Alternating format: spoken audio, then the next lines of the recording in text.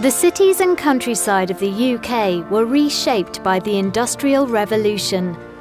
The emergence of the factory system, dramatic urbanisation and transformation of the transport network all left an indelible mark on the physical and social structure of the nation. But 250 years have passed, and the era of manufacturing and mass production in Britain is all but a distant memory. As the mills, factories, mines and shipyards closed, the industrial communities went the way of the rural communities before them.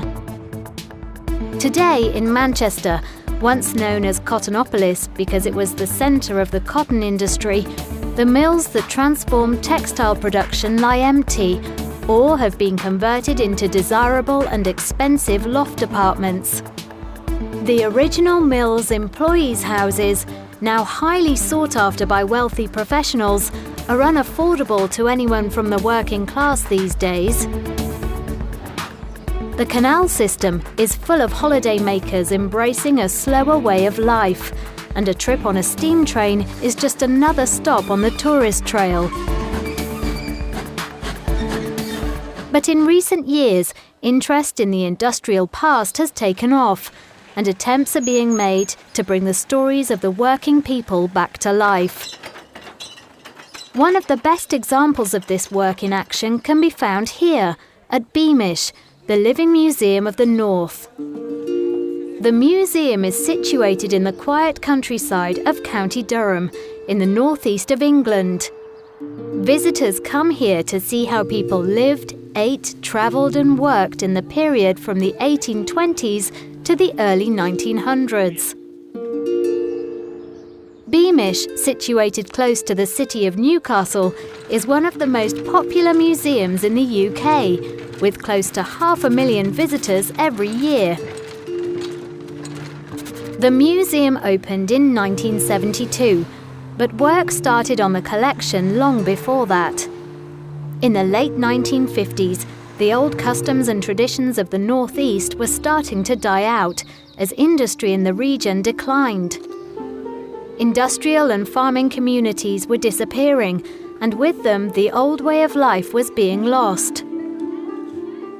A project was set up to collect things from the past, anything and everything that used to be part of everyday life. The people of the region rose to the challenge, and the project soon reached its goal of collecting thousands of items from kitchenware to steam engines. And with these objects, they could realise the dream of recreating the lost communities. Today, at the centre of the 300-acre site, is a town from the turn of the century. The town is made up of homes, shops where you can buy handmade sweets, and even a local dentist you can visit.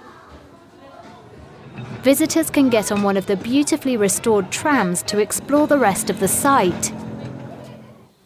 At Pockley Old Hall, visitors can see how life was lived by the local landowner, his family and staff. In the colliery village from 1913, there are the workers' houses, where women baked bread in ovens that belonged to the whole street. They can also see the local school with separate classes for boys and girls, and the tiny pit ponies that work down the mines. Visitors can even get an authentic taste of the past from this takeaway, in which there are still coal fires. And the fish and chips are just as popular and delicious as they have always been. And more than just a museum, Beamish is an invaluable educational resource. The old ways are all brought to life by the costume demonstrators who work at the museum. It's their job to interact with the visitors, to provide insight and explanations of the world around them. Visitors range from primary school children to the elderly, and their reactions to the experience can be very different. Sonia plays a maid at Pockley Old Hall. So what do the older visitors find interesting when they come to see her in the kitchen?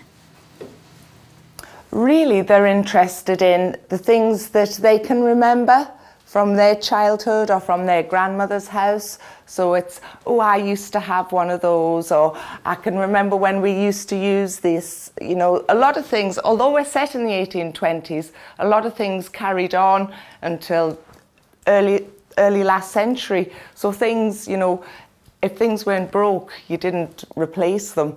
So things went from generation to generation to generation. And how is this different from her younger visitors? The children, when they come, they're absolutely amazed by the fire. A lot of them have never seen a real fire before. Some of them are actually quite reticent. They don't really want to go too near it because obviously they've been told, stay away from fire. Beamish has fulfilled its aim of preserving the everyday and has shown the value of telling the stories of the lives of the workers that fueled the Industrial Revolution. In a country that could easily forget its industrial and agricultural past, keeping this history alive is more important than ever.